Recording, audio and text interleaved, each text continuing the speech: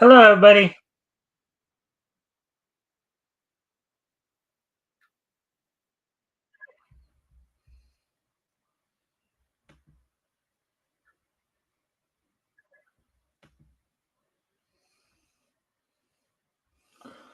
All right. Welcome to the Mikestand. Today is Monday. Monday. I forgot to do something here. Oh well. Anyway, um, today is Monday, April the 14th, 2025. Hopefully, everybody had a good weekend. Hopefully, you guys had a chance to check out last night's show. Um, so we're gonna, of course, give people a chance to come in, of course, before we get started. Yeah, so saw kind of interesting Betty Boop cartoon today. One from 1936. More Pep. That was a cute little cartoon, kind of utilizing kind of the mix of live action and animation, in which kind of out of the inkwell idea that Fleischer used to do, in which um, Max Fleischer starred with Betty Boop. You know, the idea was to try to give little Pudgy a little more pep, as it were, because he was kind of lazy. Because Max is trying to get him to do a trick, and he just wasn't having it. So, well, anyway, let's see. So now come where.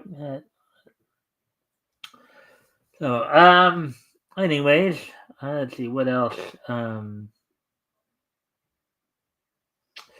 Also, of course, another cartoon that I've seen quite a bit on reruns on MeTV Tunes that I actually got around to watching in my own watching today was To Spring, which was a Happy Harmonies from 1936. A lot of people were saying that a lot of the elements that were used in that particular cartoon were later used, of course, by Walt Disney in the Cinderella. I believe they said the Cinderella and the Fantasia movies. So that was kind of interesting. Um, Very colorful cartoons to spring by harmonizing for Happy Harmonies. So um, let's see now. All right, well, we're past the 3 minute mark now. So what I'll do now is I will go ahead and talk about what's on tap for tonight. So I got a couple articles I'm going to go over from Bleeding Fool. Anonymously produced October 7th graphic novel, Mired in Moral Equivalence. And we've been talking a little bit about, I guess, some graphic novels that are coming out, possibly about the whole thing that happened about a year and a half ago, October 7th, 2023, which of course just happened to be my 48th birthday. So, and then of course, there's a new Werewolf by Night comic coming out by Werewolf by Night TV director Michael Giacchino. So we'll take a quick peek at that. Of course, we'll also have the wrestling wrap-up, get caught up on everything that happened over the weekend on Friday Night SmackDown, and on Collision on Saturday, and then look ahead to tonight's Monday Night Raw. As of course we're in WrestleMania week now, so tonight will be the go home Raw before, and then this Friday night SmackDown will be the go home SmackDown before this weekend's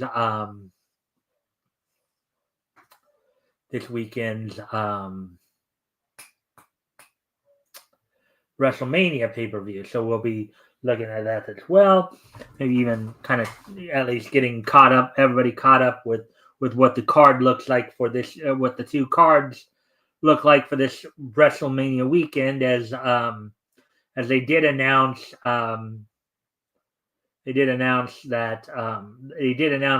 the actual cards for each night, because for the last, since I think it's been since 2020. WrestleMania has been maybe 2019 at the earliest. I think WrestleMania has been a 2-night affair. So anyway, so with all that being, and of course we'll finish things off with this day in Nietzsche history. With all that being said, why don't we go ahead and get started? With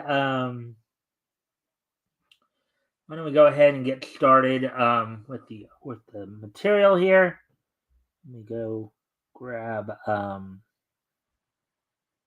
me go ahead and go grab the material here that we'll be going over tonight here.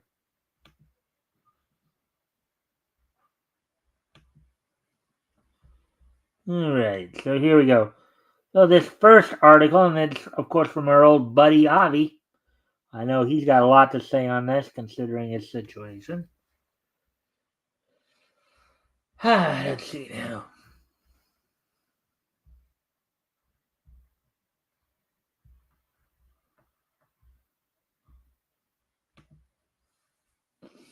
And as always, guys, if you can help out by liking and sharing the stream, see if we can get some more friendly people in here to engage, that'd be appreciated. Also, if anything here grabs your attention, feel free to comment and or ask questions. I'll try to answer the questions to the best of my ability. And with that, well, I do need to go off camera here for a quick moment. I'll be right back. I'll put some music on right now. Real quick, I'll be right back.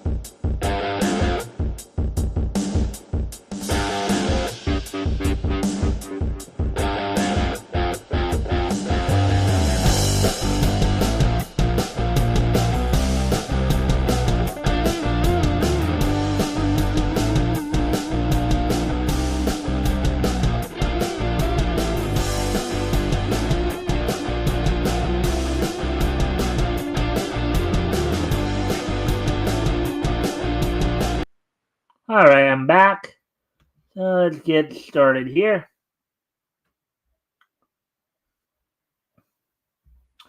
I can get over there, all right? Anonymously produced October 7th graphic novel, Mired in Moral Equivalence. Article by Avi Green, published back on April 11th, which I believe was this past Friday, I believe. So let's, and look, there's the art right there for it.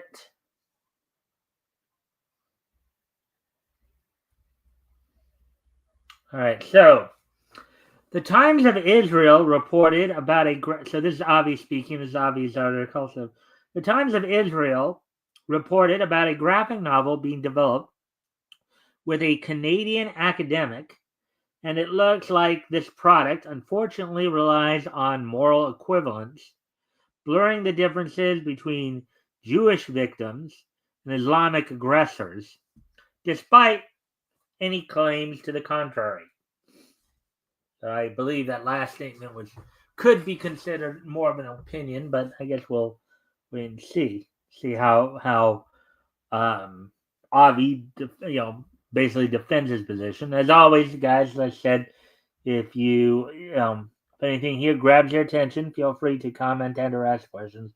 I'll try to answer the questions to the best of my ability.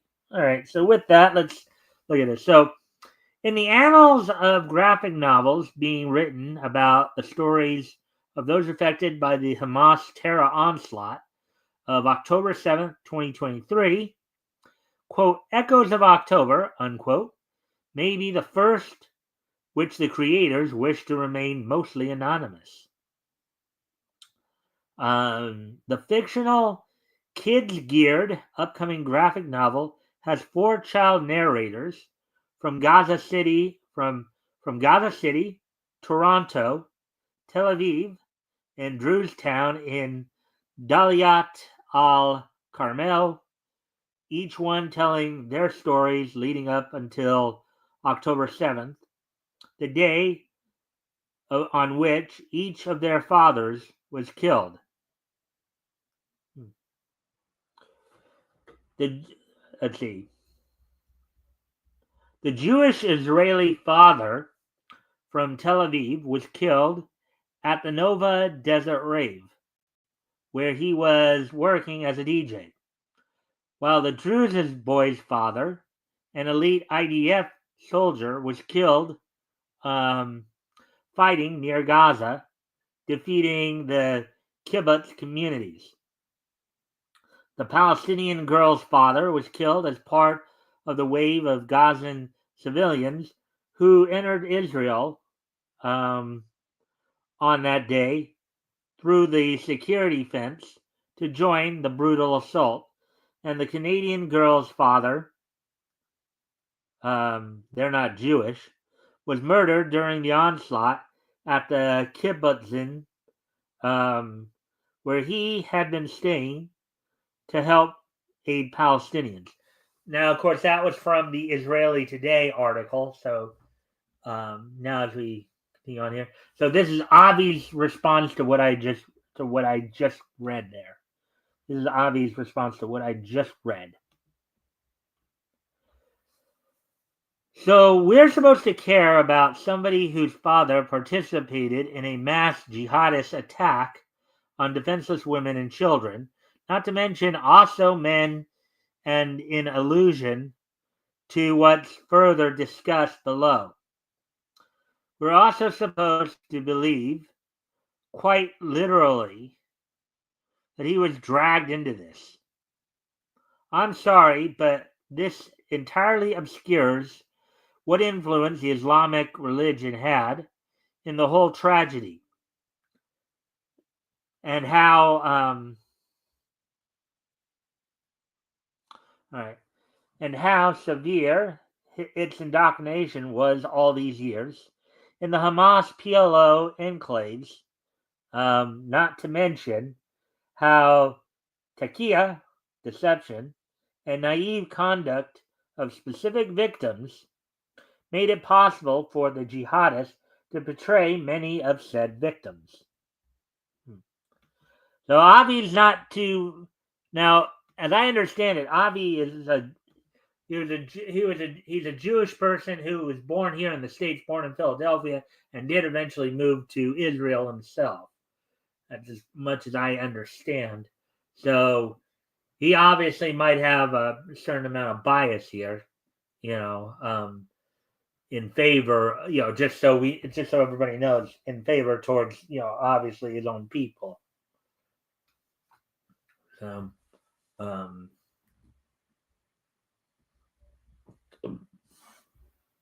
right. So now back to the article he's referencing here. To that end, and to avoid bias as much as possible, 3 of the 4 creators, including one of the 2 writers, the artist and the colorist, have opted to remain anonymous, and together chose a pseudonym, Ami Adam, as the author name. Quote, we wanted to have as few preconceived notions as possible, and we chose the name Ami Adam as an amalgamation of identities, unquote, said Omri Rose, a professional voice actor who is Israeli and is one of the novel's 2 writers. The only team member who opted to identify himself. They probably felt they needed at least one person to be public, just to act as spokesperson for the group. That's probably what it was. So this Omni Rose person is an Israeli voice actor. So the idea for the graphic novel came about after October 7th, when a Jewish Canadian academic who had previously been in touch with Rose began reaching out to him in solidarity following the Hamas terrorist attack. Quote, he wanted to do something, especially because things were so tough in Canada, unquote, said Rose. Rose's Canadian co-creator particularly wanted to create something that would represent all sides affected by the conflict, but without authors whose names and origins would lead readers to draw their own assumptions. Quote, he sees this as a labor of importance, unquote, said Rose. The two began tossing around ideas for a graphic novel based on children, but with the focus on multiple perspectives and authenticity. Quote, it is a pro-peace, unquote, said Rose. Quote, it is pro-peace, quote unquote, said Rose. Quote, we firmly believe in Israel's right to exist and also that the Palestinian people deserve respect and their own say free of Hamas. It is anti-Hamas, unquote. So that's from the article. So now let's see how Avi responds to this. And again, feel free to comment or ask questions on, you guys, I don't know if Metal here is not. I'm sure Metal might have a few things to say. I know he usually does when it comes to some of what Avi says.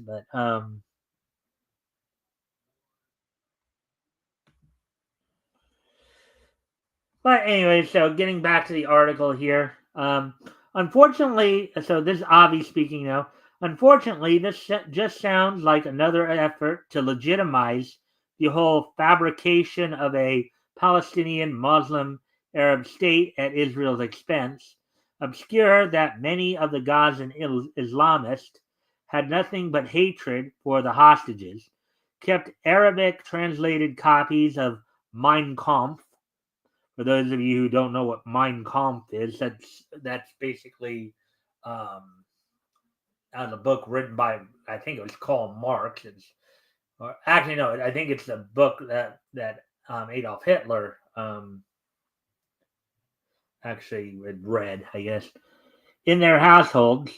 Don't accept Israel's existence, no matter what they think of the Hamas.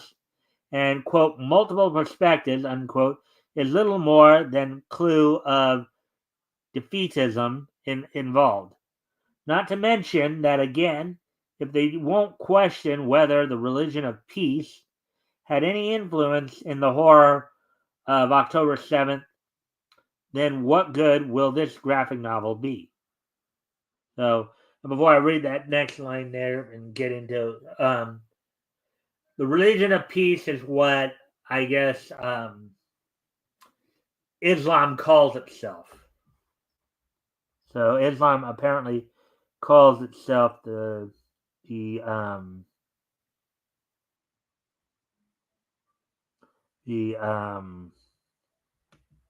religion of peace, as it were. Anyways, let me just go check something real quick because I did get a message back when somebody. So let me just go quickly check that.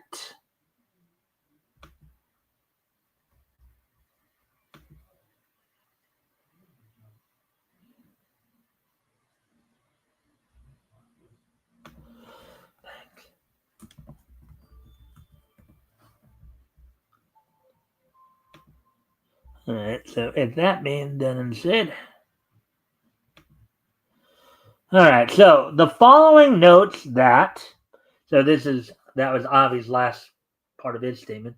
Going back to the article that he's referencing here.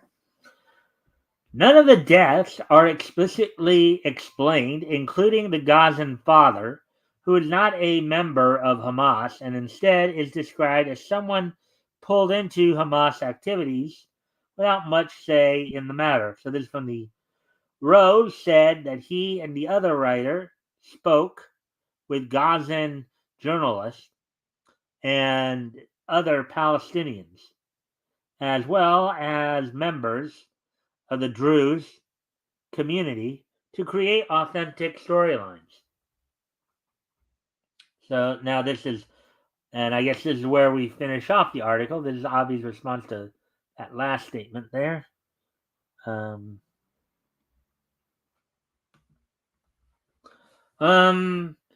Is that meant to imply he was merely coerced? Because as surviving hostages have testified, there were even journalists who were involved in the evil. And do the artists and writers of this graphic novel take anything by Islamists in Gaza at face value?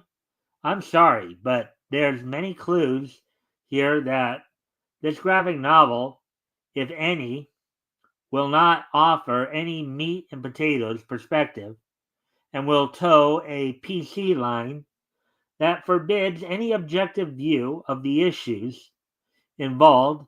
Such moral equivalence is simply unacceptable.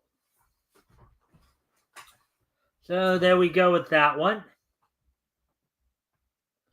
So I did have one other article, and we're just past 21 minutes, so actually kind of making good time here.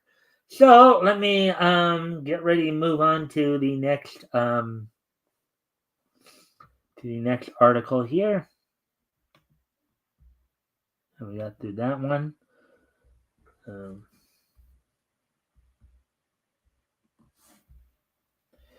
This one I know is going to be pretty short here, so we'll see how long we get through that, and then I will figure out what I might do next after that. New Werewolf by Night comic by Werewolf by Night TV director Michael Giacchino. Article by John Pallister, published April 12, 2025, which of course was Saturday. I guess Michael Giacchino and David Messina were the people involved with it. So there's a cover of it right there. Werewolf by Night, Blood Moon Rises. By Marvel. All right. So Michael Giacchino, director of Marvel Studios' special presentation Werewolf by Night, will write Werewolf by Night, Blood Moon Rise, a new Marvel comic book hitting stands in July. The Academy Award-winning composer made his directorial debut in the acclaimed Marvel Cinematic Universe special. Now he teams up with artist David Messina, who in parentheses here has done Ultimate Spider-Man, to deliver another tale of terror starring Jack Russell. This time set in the Marvel Comics universe.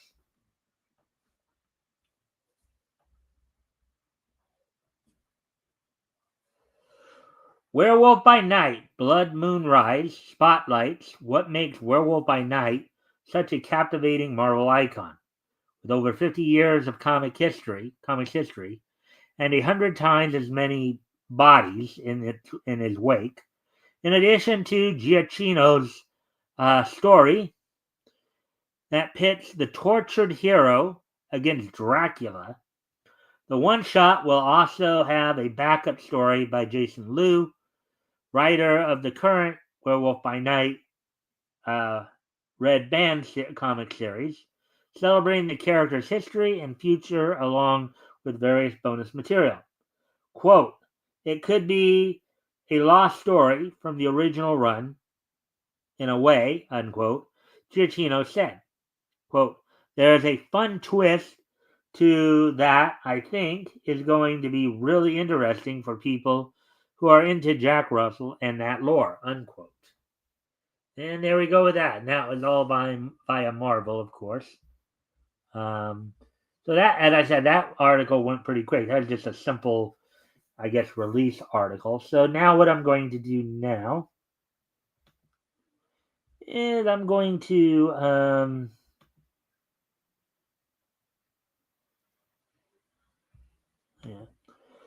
I'm gonna let's see what time is 24 minutes. So I'm gonna check because I think we might have at least might have enough time to do at least one more article, at least look through. So, but as I said, guys, if you haven't already, you guys can help out by liking and sharing the stream. See if we can get some more friendly people to engage. That'd be appreciated. Also, if anything here that we talk about grabs your attention, feel free to comment and or ask questions. I'll try to answer the questions to the best of my ability. Now let me just go through here and see if I can find anything here.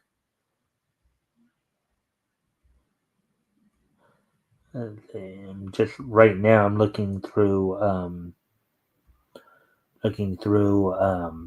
that Park Place. Start off to see anything there. Let's see.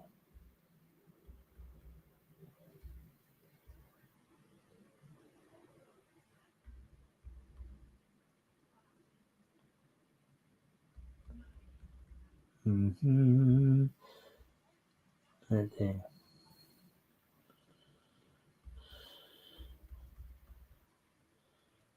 Mm-hmm. Mm-hmm. Mm-hmm. Do do do do do do do do do do do do do. All right, so let me just check stuff here.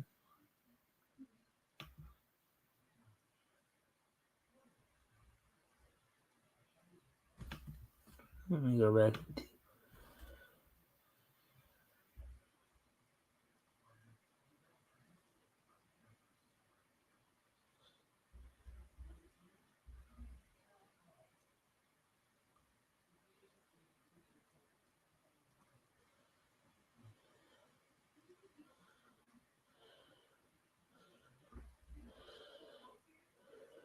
Hmm.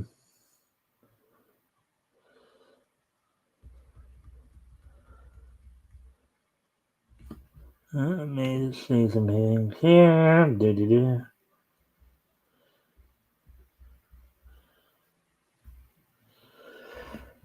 All right, let me also check. Let's see now. Let's check one more. Let's check. See.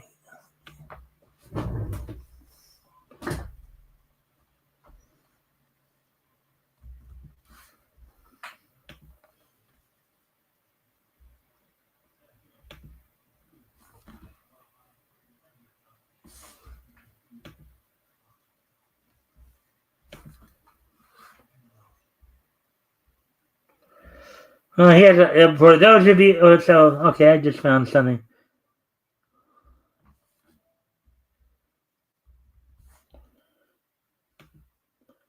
And I pull that up. All right. So that for those of you who happen to have MeTV Tunes like I do, and of course watch it, at least now and again. Let me pull this up. I know this will probably be another little quickie, but I think it'll be just enough time to just put this in there before we move on to wrestling wrap up and all that. All right, so hop on over to MeTV Tunes Easter Extravaganza. Here comes the Easter Wabbit. Article posted April 10th, which of course is last Thursday, by MeTV Tunes staff. All right, MeTV Tunes Easter Extravaganza. So let's see what's all going on here. Of course, for those of you who may not have known this or may have forgot, this Sunday is Easter. So hop on down the bunny trail for bunnies, ducks, eggs, and wabbits. We have a basket full of cartoons to enjoy alongside your chocolate bunnies and marshmallow peeps. Celebrate Easter with MeTV Tunes with our Easter extravaganza on Sunday, April 20th, starting at 4 p.m. Eastern, 3 Central, 1 Pacific. We have picked a special collection of cartoons, and then, after regularly scheduled episodes of The Jetsons and The Flintstones, we have a special Easter edition of Cartoon All-Stars at 8 p.m. Eastern, 7 Central, 5 Pacific. So, all right. So here's the lineup for the Easter extravaganza, starting at 4 p.m. Eastern, 3 Central, 1 Pacific. At 4 p.m., 3 Central, 1 Pacific. Baby Looney Tunes Extraordinary Adventure. Taz gets upset when Granny says that Easter isn't until one more day, and when Daffy says there is no such thing as the Easter Bunny. And then at 5:30 p.m. Eastern, 4:30 Central, 2:30 Pacific, a Smurf Springtime Special. On Easter, Gargamel creates a trap for the Smurfs. Then at 6 p.m. Eastern, 5 Pacific, 5 Central, 3 Pacific, Yogi the Easter Bear. Yogi must find the Easter Bunny to save the day. And then, to finish it all off, to finish the day off after the Flintstones and Jetsons episodes and Miguel Gorilla, at 8 p.m. Eastern, 7 Central, 5 Pacific, you'll have like Easter Yeggs. This clip will also air after Bugs Bunny at 5:20 p.m. 4:20 Central. Bugs helps out an exhausted Easter Bunny by taking his place for the day. Elmer Fudd waits.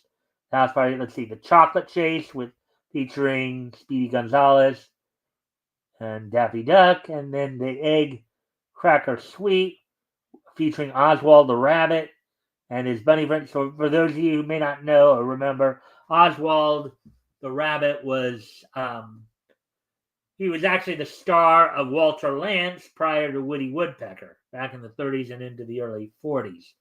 Of course, the Egg Cracker Suite, as it were, I think was one of his last cartoons, and it was the only color cartoon from Oswald. So that's stuff you have to look forward to on Easter. Watch Cartoon All Stars on BTV weekdays at 10 p.m. Eastern, 9 Central, 7 Pacific, and Saturdays 10 p.m. Eastern, 9 Central, 7 Pacific. So with all that, hey there, Fitchozo. And as always, guys, if you can help out by liking and sharing the stream, see if we can get some more friendly people in here to engage, that'd be appreciated. Also, if anything here grabs your attention, feel free to comment and or ask questions. I'll try to answer the questions to the best of my ability. So with that, let's see. With that, I think I'm going to move on to the wrestling wrap-up, as we do have quite a bit to go over on that. So I think that will take me a little bit of time here. So first off, we're going to go back over the weekend here. We're going to look back to, of course, Friday Night SmackDown. Look back and then look, of course, with that also. Of course, before we do talk a little bit about Friday Night SmackDown, one piece of news that did come out today was reportedly there was a crossover. You know, as you guys, as the wrestling fans here might know, WWE currently has a working agreement going on with TNA where they having a bit of a talent exchange. You'll see some people from TNA show up on NXT. You have people from the WWE showing up from NXT showing up on people showing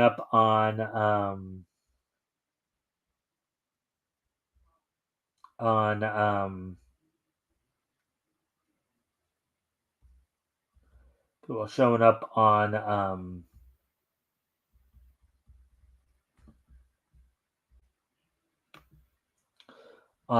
TNA. Well, apparently there was a planned crossover where TNA World Champion Joe Hendry, they're going to have him come over, possibly I think to SmackDown, and possibly get into a feud with or at least have a match with the Miz. Apparently the CEO at the time, or the guy was his name was Ariel Schreiber, was one of the top guys over. Kind of bucked at that a little bit due to the fact that the whole idea of, because I guess what the plan was to have Joe Hendry, who is basically the top guy of the company, lose to the Miz, who right now is, as one commentator put it, is a glorified jobber right now. So they were kind of nixing that. Now Schreiber has since been, he's one of a handful of executives. He was part of that group that kind of got let go by TNA. That also let go Gail Kim. That got a lot of heat over Gail Kim being released. There was some talk that Schreiber's release there may have been some influence by WWE on that, but basically the crossover was eventually canceled because they were not going to have their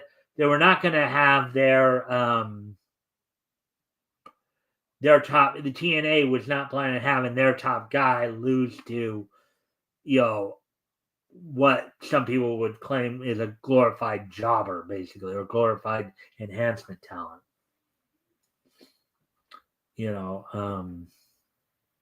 That just wasn't going to happen. So, but anyways, that's the thing, though, and again, I don't necessarily understand fully why TNA, which is kind of, granted, they may not have the same level of money that WWE has, but why they would get into such an arrangement with them, because they're eventually going to know that they've got to know that at some point they're going to be playing second fiddle. I mean, TNA has a national television deal right now with AXS. They do their own pay-per-views. So, now granted, maybe having that exposure, furthering the exposure, that's kind of a good thing there. But it's at what cost? It's one of those things where, okay, is it worth selling your soul for? Is it really worth selling your soul for? And of course, as we've seen since the partnership, and since we've seen a lot of changeover going on. So, but with that part being said, now let's talk about what happened on Friday Night SmackDown. Let's talk about what happened on Friday Night SmackDown, as of course the groundwork is continuing to be laid for WrestleMania. The opening match was a number one contendership gauntlet match to see who would basically challenge Liv Morgan and Raquel Rodriguez of the Judgment Day faction for the WWE Women's Tag Team title. And according to this, Bayley and Lyra Valkyria essentially ran the gauntlet. They completely ran the gauntlet, defeating B-Fab and Michin, former women's champions Kiden Carter and Katana Chance, Maxine Dupree and Natalia, the Secret Herverse of Alba Fire and Piper Niven, and Pure Fusion Collective of Shayna Baszler and Zoe Stark. So now that of course set up for the and we'll talk more about the matches coming up for WrestleMania in a little bit here. Ray Phoenix in his second match since debuting for the WWE defeated Berto of Legado del Fantasma. And then an on-title match, Zelina Vega actually defeated Women's United States Champion Chelsea Green by counter on what was believed what ended up being a mishap. A mishap. This was not booked to happen this way, apparently. Apparently, Vega was... I think Chelsea Green was actually supposed to get over on Vega, but a miscommunication happened where Chelsea Green had gone to the outside, was, getting on the crowd. The ref was counting. She was supposed to get back in before the count of 10. She just couldn't hear the count, apparently. And because of that, she ended up getting counted out, and it totally just on the fly. The booking was they actually had to, I guess, had to go with it. So, let's see. Tiffany Stratton in another non-title match here. WWE Women's Champion Tiffany Stratton defeated Roxanne Perez in 9 minutes 15 seconds. The main event saw LA Knight and Randy Orton. Randy Orton, who's still looking for a possible opponent for WrestleMania since it was announced that Kevin Owens was going to be out of WrestleMania because of a neck issue. He had to go have neck surgery, and now may be out for quite some time, as the two of them teamed up to defeat Solo Sikoa and Tama Tonga. And then after the match, Knight's opponent LA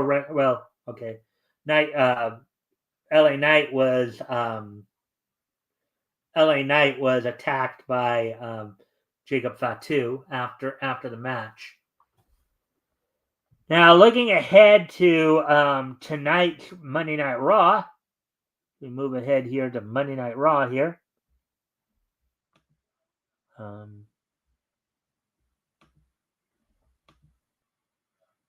head to tonight's Monday Night Raw as soon as I get there, of course. Of course, tonight's Monday Night Raw is coming to everybody from Sacramento, California, from the Golden One Center. And thus far, there's only 2 matches signed up for tonight's show on Netflix. Thus far, AJ Styles will be taking on Karrion Kross, and Bayley will be taking on Liv Morgan in a one-on-one match prior to their upcoming tag match. So now with that, let me go ahead and go over what's happening this weekend from Paradise, Nevada. WWE WrestleMania coming from Allegiant Stadium in Paradise, Nevada. As WWE WrestleMania will be happening, a 2-night event.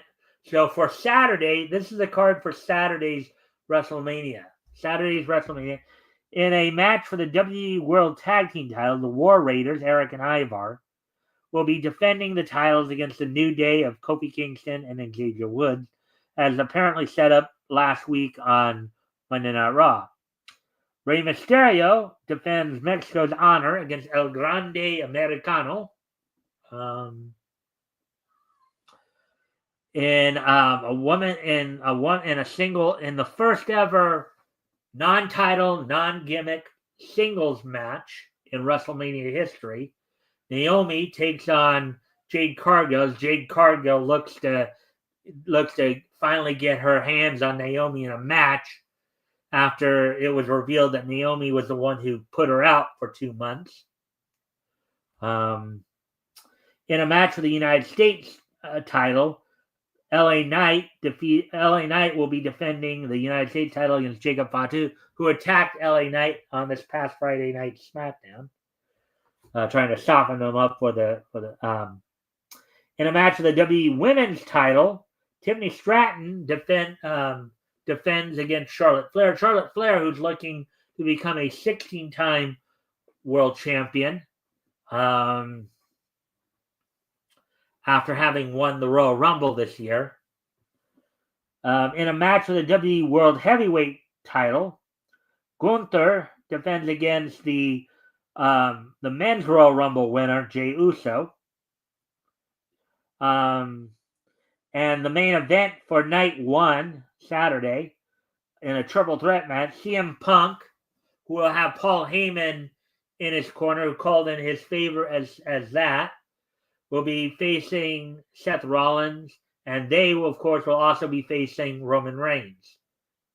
So that's That's all happening on night 1 of WrestleMania. Now, of course, moving ahead to night 2 of WrestleMania, which will be on Sunday from the Allegiant Center in Paradise, Nevada. On night 2 of the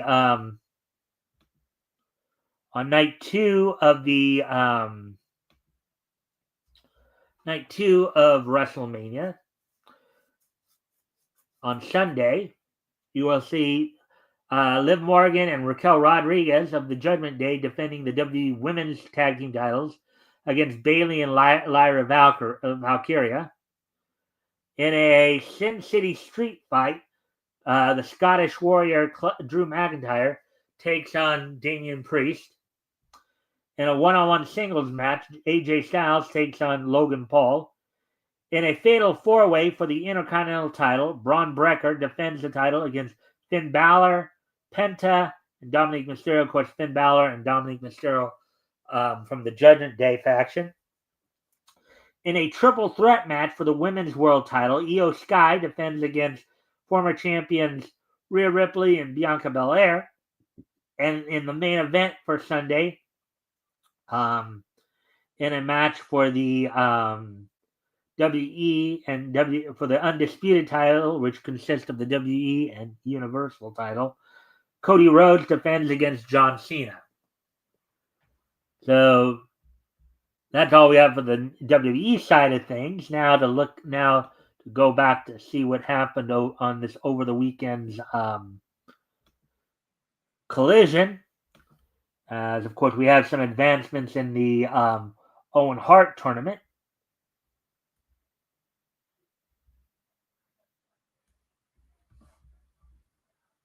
So on this past Saturday's Collision, which came from the Mass Mutual Center in Springfield, Massachusetts, the opening match saw in a women's quarterfinal match in the Owen Hart Women's Tournament.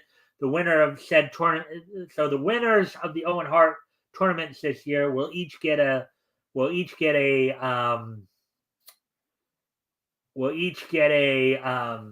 shot at their respective world champions. So the winner of the women's Owen Hart tournament will get a shot at whoever the women's. Of course, the finals of the Owen Hart tournament will be held at Double or Nothing in May 25th. And then the winners of the tournaments will get the respective world title shots, and all are in June in Texas. So Jamie, in the first match of Saturday's Collision, Jamie Hayter defeated Billy Starks to advance to the next round of the tournament to face Thunder Rosa in the semis. In a tag team match, Gates of Agony, Bishop Khan, and Toa Leona defeated the team of Smash and Burn of Ricky Price and Junie Underwood.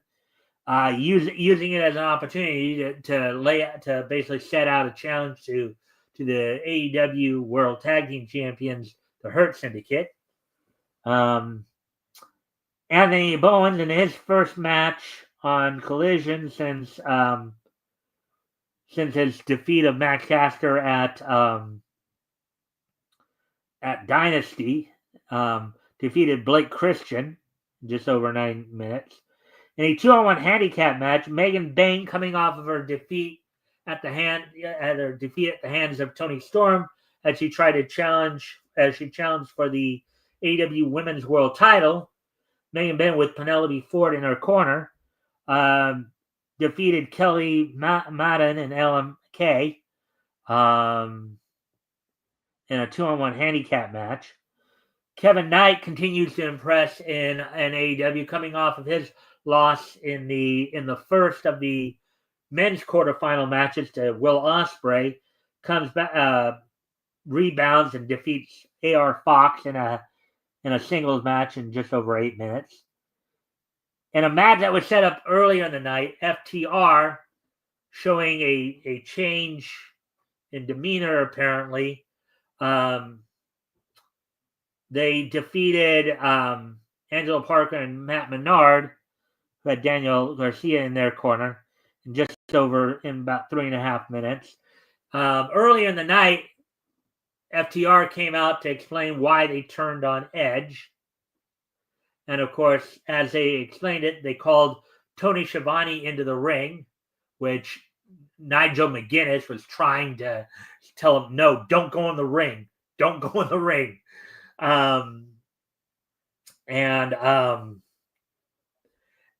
Tony said, no, I trust these guys. I don't think they'll do anything.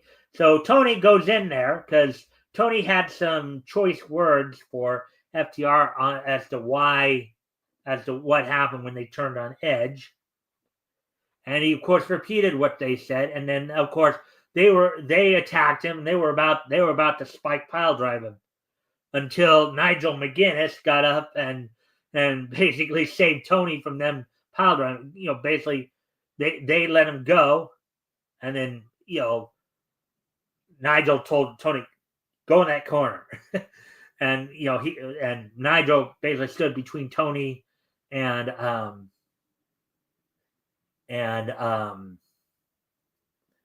FTR. Before FTR could go after Nigel, Daniel Garcia came out to confront them. Apparently, they were trying to play nice at Daniel Garcia for some reason, and they basically led him, and eventually, because later on, Angelo Parker and Matt Menard confronted FTR backstage, which led to this match that I just mentioned. And from the exchange with Tony Schiavone earlier, a line I never thought I would have heard on a wrestling show between announcers. Nigel McGuinness basically told Tony, "You ever do that again, I'll kill you." He actually said that. So, and Tony's going, no, never again. I'll listen to you next time. You're right. I was wrong. All right. So the final two matches of the evening, the other women's quarterfinal match that was happening on the night, Athena defeated Harley Cameron just under 10.5 minutes in a match that, she advances into the semifinal rounds to take on Mercedes Moné, who advanced in the tournament on Saturday. And then the main event saw Konosuke Takeshita defeat Brody King, who in one of the other men's tournament quarterfinals. Konosuke Takeshita, of course, advances to take on Will Ospreay in the semis. So that's all I got for the wrestling wrap up. So now what we're going to do, of course, and now with today being, so now we're going to move on to this day in each history. So with that being said, just double check everything here. 2010, and 2005. All right. So today is, of course, Monday, April the 14th, 2025. So let's take a look back at this day in each history. And the first thing I'm going to do, of course, is I'm going to go back to 20 years ago today, 2025, as on this date back in, or 2005 rather, on this date back in 2005, the 10th issue, oh wait, no, I'm sorry. Sorry, not that. Noita Mina, which just happens to be animation spelled backwards. A Japanese programming block premiered on Fuji TV. From it originally broadcast every Thursday, late night Thursday, Friday morning, between, I guess, what we would call 12:45 in the morning to 1:15 Japanese Standard Time. It was launched with the intention of expanding the target audience beyond typical young male demographic. This is basically an anime. It was an anime block that was a joint venture of Fuji TV, Dentsu, and Sony Music Entertainment Japan, or its subsidiary Aniplex. So on this date in 20 years ago today, and I believe it might still be active. In fact, yeah, I think it is still active. So the Japanese anime programming block Noitamina um, was launched on this date on Fuji TV back in 2005. So now, with that being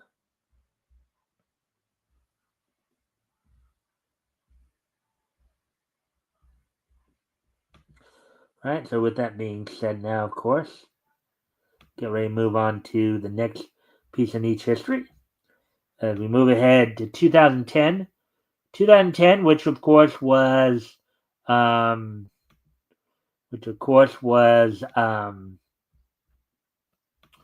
15 years ago today. On this date, 15 years ago today, the 10th issue of Chew from Image Comics went on sale on this date back in 2010. So for $2.99 was 32 pages. Now, from what I understand, Chew was actually a pretty popular comic for Image, as it ran for 60 issues. So on this date, 15 years ago today, the 10th issue of Chew from Image Comics went on sale on this date back in 2010.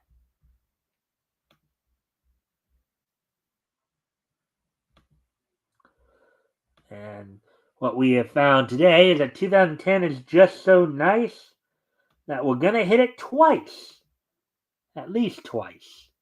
And also on this date in 2010, at a Pro Wrestling Noah event over in Japan, Bison Smith and Keith Walker defeated Takeshi Rikio and Mohamed Yone for the GHC Tag Team Championship. So on this date, 15 years ago today, Bison Smith and Keith Walker defeated Takeshi Rikio and Mohamed Yone for the GHC Tag Team Championship.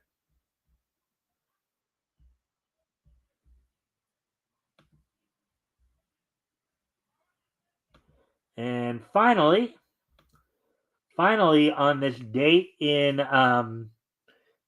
as 2010 is so really nice that we're not just hitting it twice tonight, but we are hitting it thrice.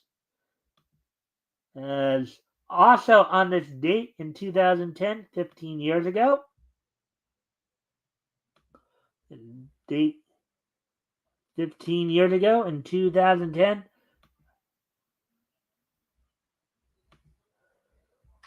the South Park episode 200 is broadcast, which portrays Muhammad though as a censored image. The episode leads to serious controversy, riots, and death threats. A week later, on April 21st, the next episode 201 continues the Muhammad storyline, but is notably censored, with several lines of dialogue muted. But their broadcast after their broadcast, both episodes are pulled from syndication, removed from the series website, and unaired outside the United States. So,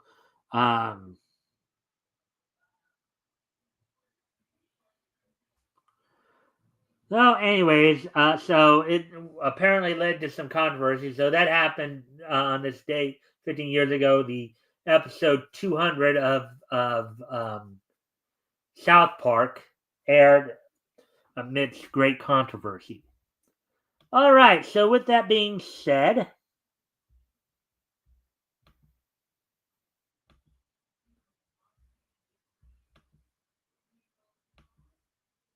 Cartoon Wars. Yeah, we've heard about them for the last 20 years or so, right?